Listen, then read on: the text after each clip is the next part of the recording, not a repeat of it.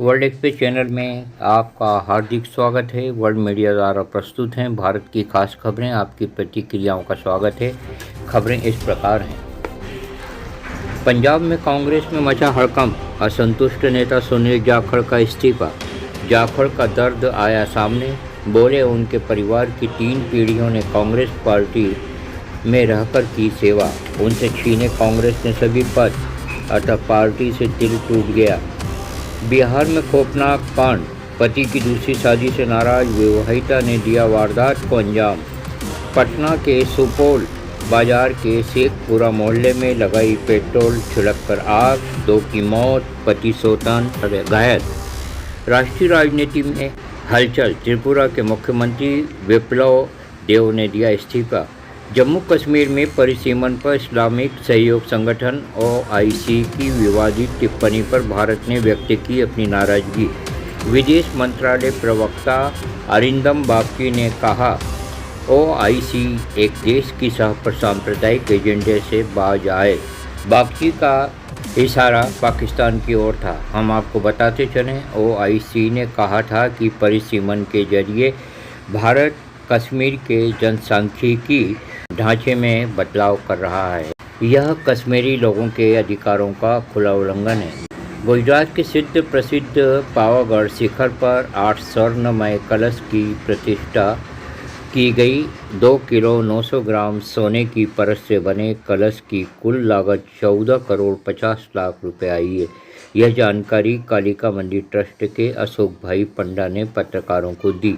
भारतीय सेना का आया एक बड़ा बयान, अरुणाचल सीमा पार से चीन कर रहा है बड़े पैमाने पर निर्माण। भारतीय सेना की ईस्टर्न कमांड के commanding chief lieutenant general RC कलिटा ने गुवाहाटी में पत्रकारों से कहा, अंतर्राष्ट्रीय सीमा के पास चीन की पीपल्स लिबरेशन आर्मी करवा रही है तेजी से निर्माण कार्य। आगे आपने बताया, तिब्बत क्षेत्र में वास्तविक नियंत्रण रेखा LAC के आसपास चीन लगातार रोड, रेल, वायु सेवा में विस्तार करके मजबूत हो गया है।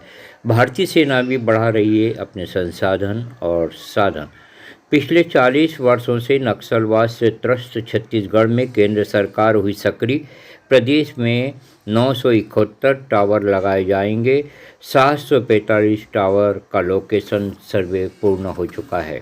प्रधानमंत्री नरेंद्र मोदी ने भगवान गौतम बुद्ध की जन्मस्थली लुम्बिनी में की नेपाल के प्रधानमंत्री शेरबहादुर देउवा से द्विपक्षीय वार्ता। मोदी ने कहा, भारत और नेपाल की घनिष्ठता मानव के हित के लिए कार्य करेगी। दोनों देश के मध्य मित्रता से संबंध हिमालय की तरह अटल हैं। इंटरनेशनल बुद्धिस्ट कॉन्फ्रेंस में मोदी ने कहा, भगवान बुद्ध की जन्मस्थली लुम्बिनी से लेकर भारत में सारनाथ, बोध गया, कुशीनगर साझा संस्कृति की विरासत हैं। जनकपुर में मैंने कहा था कि नेपाल के बिना हमारे राम भगवान भी अधूरे हैं।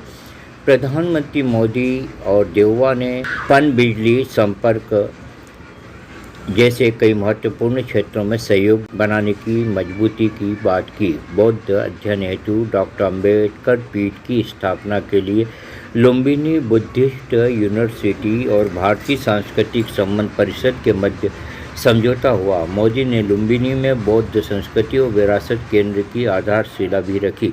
वर्ल्ड मीडिया ने नेपाल PM से मांग की है कि भारत एवं नेपाल की मित्रता को मजबूत बनाने की रचनात्मक पहल करें और दोनों देशों के कलाकारों का परस्पर आदान प्रदान करवाने में वे आगे आएं। अब आपके सामने प्रस्तुत है मध्य प्रदेश की खास खबरें। मध्य प्रदेश के पूर्व मुख्यमंत्री कमलनाथ ने उठाई आवाज़, सभी चुनाव बैलेट पेपर से ही करवाए जाएं। उन्होंने किया सवाल, क्या अमेरिका, यूरोप, जापान में EVM है?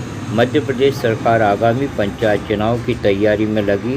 54,000 EVM तैयार, 30,000 पंचायतों के 4 करोड़ मतदाता तय करेंगे अपनी पसंद के पदाधिकारी। कर्मचारियों के अभाव से चिंता बढ़ी। नीमच में मूर्ति स्थापना को लेकर 2 पक्षों में विवाद, पथराव, नीमच थाना प्रभारी घायल। कलेक्टर मयंक अग्रवाल और SP सूरज कुमार वर्मा द्वारा घटनास्थल का मुआयना किया गया। मध्य प्रदेश में संबल योजना 2 का शुभारंभ मुख्यमंत्री शिवराज सिंह चौहान ने 27,000 किसानों के खाते में 573 करोड़ रुपए डालकर किया। मुख्यमंत्री ने इस अवसर पर कहा, यह योजना गरीबों के लिए संबल है। आकस्मिक दुर्घटना, बीमारी, आर्थिक सहायता की बात हो या फिर हितग्राही परिवार के किसी परिजन की मृत्यु हो, यह योजना मददगार सिद्ध होती है। धन्यवाद।